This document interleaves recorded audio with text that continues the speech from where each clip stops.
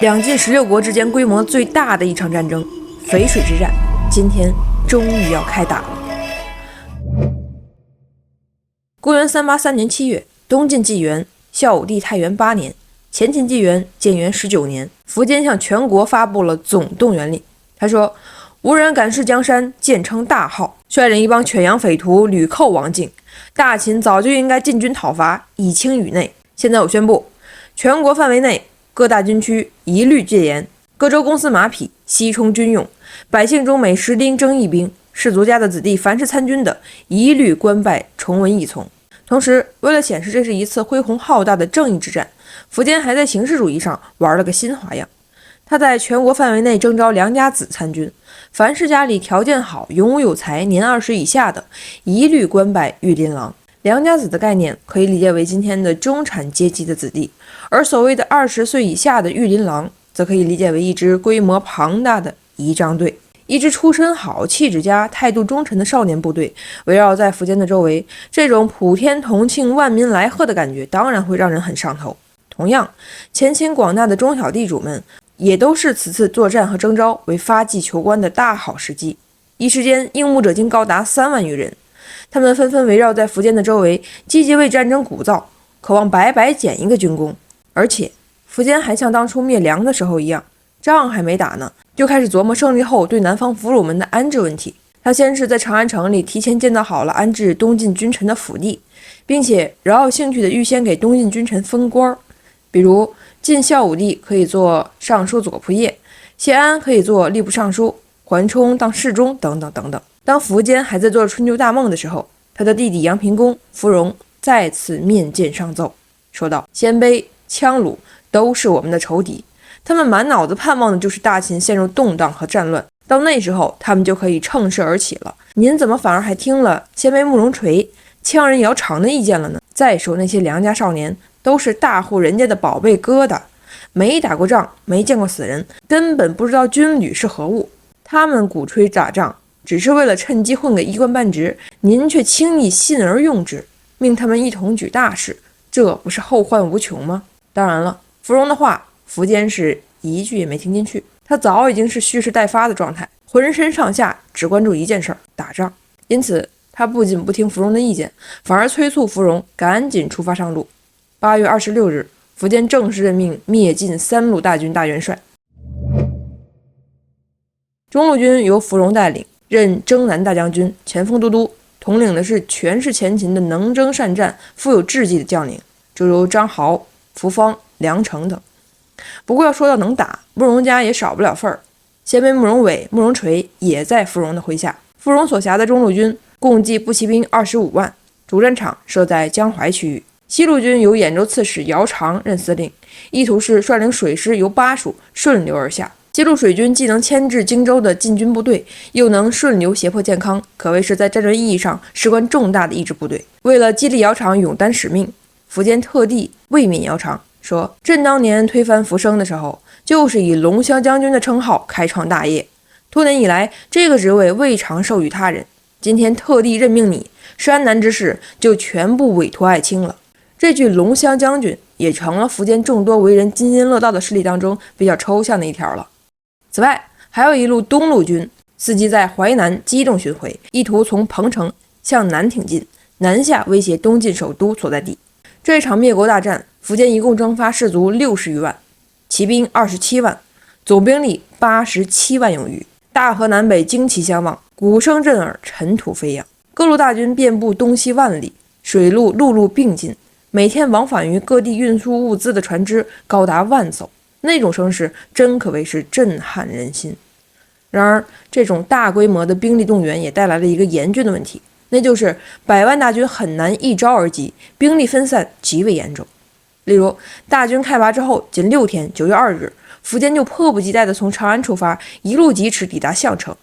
而此时，从凉州调的兵才刚刚到达咸阳，蜀地和汉中的士兵正在顺流而下，而幽州、冀州的士兵则快人一步，已经先行抵达了彭城。苻坚从长安出发之时，为了防范御驾亲征期间昔日的灭国之军及降臣降将们蠢蠢欲动，苻坚特地一股脑的把梁主张天锡、晋将朱旭等全部随身带上，悉数随驾带到了前线。作为后来人，我们知道就是带上朱旭这个决策，令这场大战的走向突然间变得不可预测起来。苻坚驻壁在项城的时候，依旧对战事感到很乐观。趁着等待大军集结的空当，苻坚亲自给东晋君臣修书一封，劝降说道：“朕已经为你们晋士君臣在长安城中建好了广厦之势，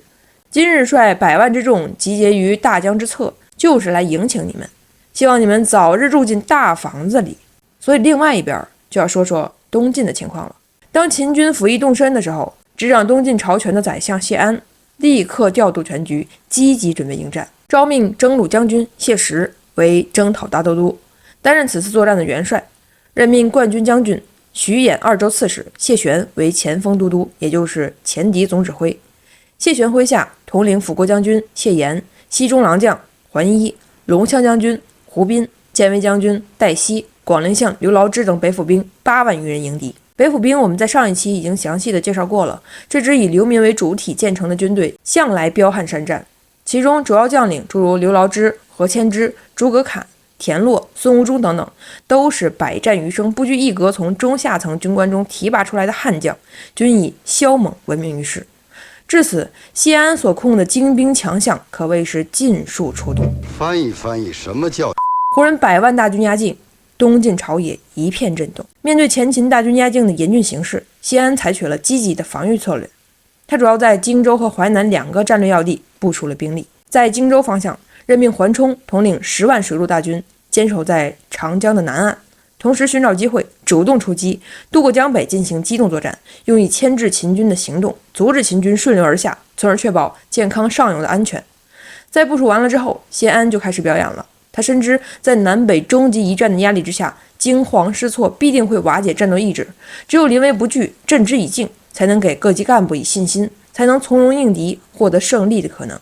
因此，虽然谢安心中也有焦虑和不堪，但是在表面上却稳如泰山，不动声色，甚至继续多年以来的闲暇的习惯，懒懒散散、任意气度装的一批。而前线的将领们可就受不了了。前线总指挥谢玄自感肩负国家生死存亡的重大使命，心里难免有一些焦急惶恐。他迫切地希望与上级领导，也就是谢安进行深度的沟通，以求取退敌之策。然而当谢玄着急忙慌地拜见谢安的时候，谢安对谢玄的情绪丝毫没有理会，甚至还像以前一样反应慢半拍。在听完了谢玄的汇报之后，谢安缓缓地说：“以别有旨。”然后就再无一言，扭头走了。谢玄当然不甘心，前线战士随时可能烈火烹油，老叔装叉装习惯了，当然可以一言不发。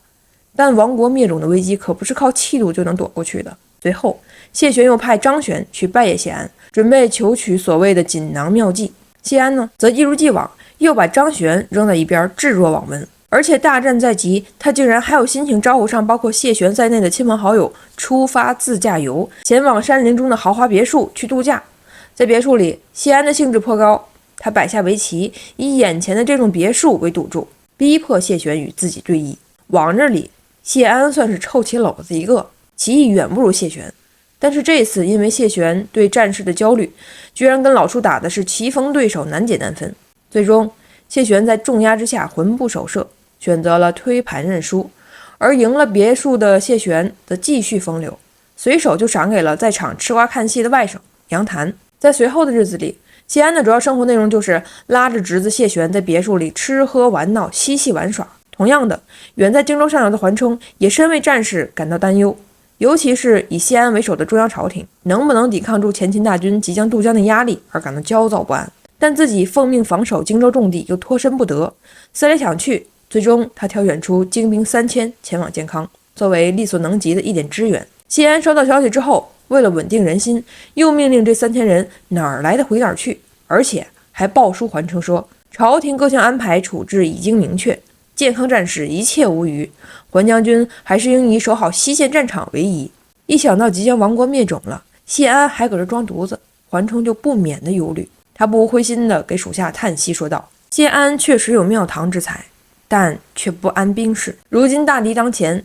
他竟然忙着度假，所派遣的那些将领又都是年轻后生，经验不足，再加上我们兵力远远少于敌人，我看我们难免要沦为亡国奴了。”但实际上，谢安的这种从容镇定、胸有成竹、指挥若定的气度，也不全是装出来的。比如，当谢玄在别墅里游玩而逐渐松弛下来心情之后，谢安便找准时机，开始给前线将领们上强度了。有一天晚上，谢安命谢玄来开会领任务，谢玄这时候才发现，老叔早就做好了策划和部署，整个方案科学合理，井然有序。此时的他终于彻底放下心头重压，可以安心奔赴前线了。虽然前秦方面87万大军还都在路上，但随苻坚一同来到江淮的芙蓉所部也足足有30万，就算只有1/3，这个兵力也足够压迫北府军8万人。因此芙蓉进至颍上之后，便没有再等待其余60万大军，而是直接亲统主力开始猛攻淮南，并分兵慕容伟及慕容垂西出江夏郡。到了10月，芙蓉挥军强渡淮水，攻克了淮南重镇寿阳，生擒此处的晋平陆将军徐元喜和安丰太守王先，并继续向前推进。另外一边，慕容垂所部的进展也很顺利，他成功的攻克了云城，镇斩晋将王太丘。等到慕容伟所部来接防之后，慕容垂也继续向纵深进发，移师到了张口。寿阳及其所在的淮水两岸地处关键要冲，战略位置至关重要，可以说从三国打到隋唐，为500年来兵家必争之地。因此，为了加强防御，东晋方面派遣龙骧将军胡斌率领5000水军前往寿阳支援作战，伺机骚扰。没曾想，这个胡斌却成了提前引爆终极大战的导火索。胡斌率领部队出发上路，意在救援寿春，但还没有到达目的地，途中他就收到了寿阳、云城两处均被突破的消息。卡在半路的胡斌不得不就近驻扎，统麾下水师驻守在了硖石城，也就是今天的安徽凤台。硖石城位于寿阳西北25里的硖石山上，淮水流经山川，两岸山壁高处各有城寨一座，自三国以来便是屏障淮南的军事要塞。前秦方面，芙蓉当然也意识到硖石的重要性，为了拔除障碍，芙蓉命魏将军梁成等率众5万进屯洛间，高树营寨栅栏，用以截流，隔断淮水，拦截胡斌的后撤之路。而谢石、谢玄所统的主力部队被梁成所部的军威所威慑，一时间竟也不敢轻进，于是呢，选择在距离洛涧25里处安营扎寨，与秦军对峙。在被围困的境地之下，胡斌的军队粮草逐渐耗尽。虽然他也曾努力营造假象，将沙子装进米袋里，佯装粮草，日日报数给大家听，但他自己内心知道，眼前的这一关恐怕难以度过了。最终，胡斌决定殊死一搏，以死殉职。在最后一战之前，他暗中派人向谢石等人传递绝笔信，说道：如今敌众我寡，粮草又已耗尽，恐怕我再无法与大军会面了。然而不幸的是，胡斌送信的使者却在途中被秦军俘虏了，而胡斌粮草已尽的消息也就被前秦方面所掌握了。在得知胡斌虚实之后，一向稳健的芙蓉面对着突如其来的战略窗口期，一反常态，突然萌发了利用胡斌所部吊住谢石、谢玄，然后30万大军全部压上，全力一击，以此彻底击溃晋军主力的设想。随后芙蓉不敢稍作停留，立刻将这条消息上报给在后方的苻坚，并且给出建议，说敌军人少益勤，僵持下去恐怕就会遁逃，应当迅速行动，擒住主帅。长江天险，世人皆知，即便苻坚天天给朝臣们画大饼放大炮，他也深知渡江作战之难。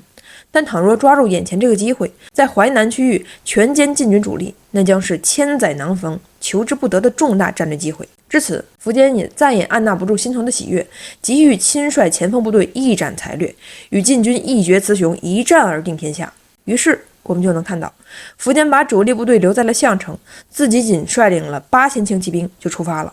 就匆匆忙忙日夜兼程前往寿阳与芙蓉会合了。同时，为了打出突袭战的效果，他还在半道上给芙蓉提前下达了指示，命令说道：晋人如果知道朕亲自前来，迫于威势，一定会往江南回撤，固守长江。到时候即便我们有100万大军强行渡江，也不见得是轻松的事儿。现在朕秘密前来，晋朝不知此战的深浅，为了救援胡斌所部，必定会尽力战斗。只要能将他们引诱到摆开阵势与我们作战，我们便可以把他们包了饺子一并消灭。到时候晋朝就是想守长江也没兵没人了。芙蓉，你要敕令诸军，叫那些知道我来寿春消息的人都闭紧了嘴巴，但凡有谁敢泄露消息的，别怪我生拔了他的舌头。同时，为了进一步瓦解敌人士气，苻坚还玩了一手看似大义凛然，实际上却导致天崩地裂的操作，派遣朱旭前往晋军大营，试图劝说谢家投降。5年前，公元378年，前秦为了创造南下的有利战局，发动了夺襄阳之战。那时，襄阳的守将就是朱旭。朱旭在苦苦支撑了1年之后，最终城破被俘。不过，朱旭在襄阳城里宁死不屈的表现，可是让天王苻坚太喜欢了。因此，在被俘虏之后，苻坚不仅继续授予他度支尚书的职务，使他在前秦继续发光发热，而且有一次，朱旭曾经试图逃往江南，再次被抓获之后，苻坚依旧是舍不得打，舍不得骂，继续委以重任。这一次，苻坚一如既往的仁爱大度，推心置腹。在到达邵阳之后，他立即启用朱旭作为使者，前往晋军大营，劝说谢石等人投降。然而被俘的这5年来，朱旭一直心念故国，他日想夜想，想的就是能再次向祖国展示忠诚。所以这一次，当他有机会进入晋军之后，他二话没说就全盘托出了苻坚的虚实，指出当前秦国虽然有100万大军，但绝大多数的部队都还在半路上，淮南战场只有30万，而且又分兵多处。苻坚作为帝王，身边仅仅有8000余人，可以说并不可怕。倘若等秦国的100万大军全部集结，到那时候晋军绝无与之抗衡的可能。因此我建议西将军应趁秦军尚未全部集结之际，迅速发动奇袭。如果能击败其前锋部队，则有可能大大的打击秦军士气，从而有望彻底击败敌军。谢石原本的计划是坚守阵地，避免正面冲突，等到秦军自行出现差错。这种策略不能说有问题吧，至少也是盲目乐观。8万跟100万大军驻守阵地对峙，咱也不知道谢石哪来的自信。好在谢玄在听取了朱旭的情报之后，敏锐地意识到这是一次绝佳的先手，极有可能改变战场态势，于是便力劝谢石出击。最终，谢石重新审视战局，决定采纳朱旭的建议，化被动为主动，主动进攻，寻求决胜的机会。这样一来，一夜之间，战场局势发生了重大改变。不仅苻坚到达前线的消息已经泄露了，而且晋军也彻底改变了被动防守的作战思路。等于说，此时蒙在鼓里的反而是苻坚和秦军了。11月，谢玄主动出击，命令刘牢之等率领5000精锐强渡淮水，向在洛间严阵围困的胡斌的5万秦军发起了猛烈的攻击。秦军一见谢玄的架势，不敢怠慢，在晋军距离洛间尚有10里处，便开始严阵以待。但北府兵的硬实力是不容置疑的，刘牢之等人慷慨赴敌，高呼渡河，猛扑敌阵，而前秦却被这种猛冲猛打、不惧生死的气势吓得慌了阵脚。秦军士气低落，无心战斗，交战没多久就开始溃败。而刘牢之则乘胜发起总攻，并分兵截断秦军退路，四面追杀。洛间一战，北府兵再次向世人展示了这支英雄部队的傲人成绩。前秦的统帅，前秦开国元勋梁平老的儿子梁成、梁云被临阵斩杀，秦军的扬州刺史王显、将军梁他、梁替、慕容屈氏等一并被俘，秦军伤亡15000有余。洛间战场的5万大军顷刻间土崩瓦解，全部军械辎重悉数为晋军所缴获。事实上，洛间一战不仅是淝水之战的重要前哨战，而且极大地振奋了晋军的士气，让晋军统帅在面对数倍的敌人的时候仍然充满了信心。而更为重要的是，对前秦来说，这场失利意味着他们失去了沿淮水对晋军实施封锁的能力。此战不仅改变了战场的态势，更影响了双方的战略格局。洛间大捷之后，晋军一鼓作气继续推进，谢石率领部队水陆并发，直抵淝水东岸，在八公山安营扎寨。而前秦芙蓉也不得不率领其余的部队挺进淝水，双方隔淝水对峙。秦军厌战的情绪本来就很严重，到此一战损兵折将，更加的经济不已，畏敌之心徒增。更为要命的是，直到洛间失败的消息传来，天王苻坚仿佛才第一次意识到，原来东晋有一支非常能打的北府军。尽管在不久之前，北府军曾经在淮南区域4战4捷，将他麾下的7万大军全部歼灭。至此，苻坚才从对胜利的极度渴望下回过神来，开始在军事作战的角度审慎地对双方进行基本预计。与晋军锋芒毕露、意气昂扬的状态不同，此时的苻坚却陷入到了一种奇怪的畏敌情绪当中。早在大军出动之前，苻坚虽然嘴上引经据典、豪言壮语地说了一大堆，但内心深处却依然清醒地意识到灭晋不同一般。太平御览中记载了一个这样诡异的故事，说有一天晚上，苻坚做梦，梦到城里长出来了葵，第二天找人算了算，显示出来的寓意非常不好。又过了几天，苻坚的噩梦更夸张了，梦到大地的东南方直接垮了，宛如上古神话中共工怒触不周山一样。这次算命的也不装了，直接表态说江左不可平，此战必败。虽然噩梦啥的算是唯心主义，不足为凭，但苻坚发动100万大军兴师灭晋，苻坚为此魂牵梦萦，却是不争的事实。再加上满朝文武坚决反对，苻坚对此内心忐忑不安，也确实在情理之中。而眼前到了洛涧大败之后，苻坚的情绪更是焦躁敏感。他叫上芙蓉，忧心忡忡地登上城楼观察敌情，看见晋军列阵整齐，士气如虹，又看到附近的八公山上草木随风摇曳，误以为那都是晋军的伏兵，不禁略带失望和担忧地对芙蓉说道：“这是一支劲敌啊，怎么能说他们人少兵弱呢？”或许芙蓉会对苻坚这话有意见，毕竟包括自己在内的群臣从来没说过晋朝好打呀。此刻苻坚不仅给我们创造了一个草木皆兵的成语，更重要的是他的心中已经对即将到来的战斗有了一丝畏惧和怀疑。由于秦军紧贴淝水西岸布防，使得晋军难以渡河，在双方实力悬殊巨大的背景之下，晋军绝不可能与秦军长时间的对峙。在此情景之下，谢玄决定用智，借助晋军目前高昂的士气，通过突袭来打破秦军的防线。谢玄利用苻坚速战速决的心理，遣使给芙蓉传话，说军远涉千里到达我国境内，却临水围阵，这是不想速战吗？我建议你们的军队可以稍稍往后撤退，在河对岸给我们腾出战场的空间，我们到时候便可以一决胜负，早日尘埃落定，不亦乐乎？坦白来讲，让晋军渡河之后一决胜负，利弊如何，这本身就是一个技术上的话题，应该由职业军人们以对战场负责的态度进行决断。而且兵不厌诈，在军事的角度上去思考，对于敌人提出的任何想法，天然的就要以最大的恶意去揣度。但由于苻坚本人就在一线，所以将领们的思考不得不由对战场负责转向对苻坚负责。在军事会议上，绝大多数将领反对后撤，大家表示应该将敌人阻绝于淝水对岸，不使他们有任何机会过河。我众比寡，有大河做阻隔，无论再怎么僵持，也是对我们有利的。阳平公芙蓉则出奇制胜，提出了一个计策，建议可以提前埋伏好骑兵，击晋军于半渡，也就是在晋军渡河到一半，进不能进，退不能退的时候发起冲击，以收全功。芙蓉的激进战略已经非常大胆了，然而苻坚听之后却再次心生一计，想着利用北方士兵擅长陆地战的优势，把敌人放到岸上再打，于是便拒绝了芙蓉的建议，说道：“我长于步战，彼长于水战，如果击其半渡，那就是等于用我们的短板去碰别人的长处，非良策也。可以先令他们过水上岸，到时候他们身后是大河，前面是我们的大军，进退无据之时，便可以尽数击杀。此战若成，我们就可以直指会稽，扫平江南了。”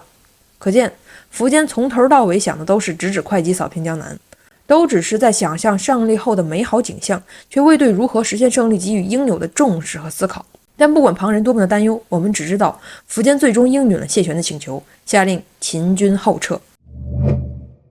与苻坚的自大不同，晋军始终秉持着周密的部署，为了能打出突击战的效果，当谢玄与苻坚、芙蓉玩心眼的时候，元帅谢石则亲自统领一部，转移战场到了淝南，死死缠住了手握精兵、保卫苻坚侧翼的号称万人敌的猛将张豪。其用意就是务必使张豪在决战时刻不得发挥作用。在苻坚同意后撤之后，晋军的前敌总指挥谢玄则是一如既往的生猛，他挑选出8000精锐，由谢岩和桓伊统领，严密注意秦军的动静，随时准备渡河杀入战场。而秦军那边景象却大不一样，天王下令的这次后撤理应是有序的战术性撤退，但秦军却因为低迷的士气而将后撤理解为了败退。秦军部队向后移动的非常的缓慢混乱，而后撤到既定位置之后，军阵的部署也是久久不能成型。也就是在此时，谢玄布置的8000人找准了时机，开始强渡淝水。苻坚原本计划等到晋军全数渡河之后，迫使对方背水而战，从而促成大军一口吃掉东晋8万主力的局面。但很显然，兵不厌诈的铁律不会给苻坚这种想当然的机会。谢岩和桓伊所领的8000前锋，甫一登岸便直接发起猛攻，根本没有所谓的等晋军全数渡河这个环节。而秦军各阵在混乱中突然遭到骑兵的突袭，本来就不严整的阵地一下子变得骚动惶恐起来。正当秦军晕头转向的被东晋冲得七零八落之时，那个改变历史的朱旭再次登场了。他趁着秦军骚动茫然敏感的关键时刻，在阵后突然高呼秦军败了，秦军败了。不明所以的前秦军队一听，误以为前方真的打了败仗，再一看身旁全是呼啸飞驰的北府兵，他们的心理防线最终被突破，这场计划中的撤退也就最终演变成了大溃败，继而又变成了大逃亡。号令早就失效，混乱不可复制。为了扭转战局，前秦前线总指挥芙蓉不得不率领亲军在各军阵之间联络调度，传令指挥，企图稳住阵脚。然而谁也没有想到的是，大混乱冲垮了他的卫兵，也冲倒了他的战马。芙蓉被重重摔在地上，就在他还没有爬得起来的当口，一个眼疾手快的晋军一刀刺穿了他的胸膛。众目睽睽之下，三军主帅临阵被杀，这种震撼更是大大击溃了秦军的防线，诸部之间直接崩溃。到此时，晋军的后续部队也都陆续顺利登岸，加入到了进攻当中。溃败的秦军首先面临的是死伤惨重的自相践踏，而后便是遭到晋军的乘胜追击。而那些侥幸逃出战场的秦军士兵也都心有余悸，一路上听到风声或者鹤唳，都误以为是晋军追杀而来。结果混乱中恐慌继续升级，阵亡者高达10至7、8，而晋军则是一直杀到寿阳城西30余里的青冈才鸣金收兵。此战下来，那个在中国古典战争中并不罕见的记录再次出现，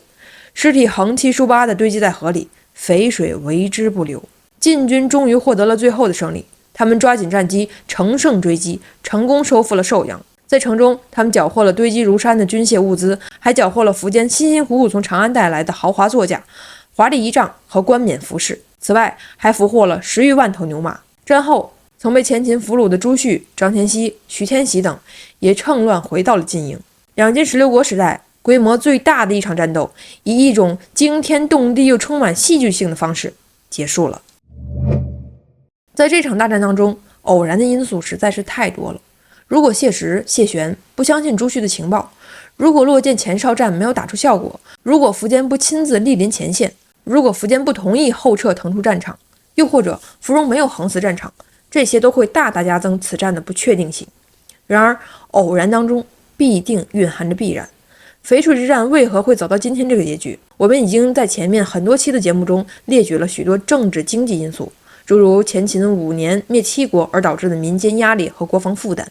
又比如前秦宗室的叛乱和中央集权制度的问题，再比如苻坚的盲目自信等等等等。今天我们再补充一个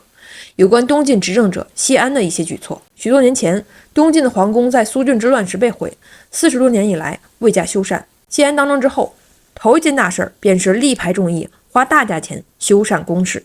并费尽心机制作皇室出城的各种御辇。表面上看，谢安这种兴师动众、糜费财物都是无益之举，但实质上，谢安是记起了春秋五霸时所使用的法宝尊王攘夷。他所做的一切都是在调整皇室和诸大族之间的关系。东晋门阀政治向来不把皇帝当回事儿，而谢安尊重皇室，其实是在用晋的正朔动员人力物力，也是在给各大氏族戴上紧箍咒，更在一定程度上顺应民心，所以才收到了义无劳怨的积极效果。事实上，谢安的举措远不止我们看到的那样天天悠游散漫，他至少采取了以下7个措施，用以对付南北中极大战。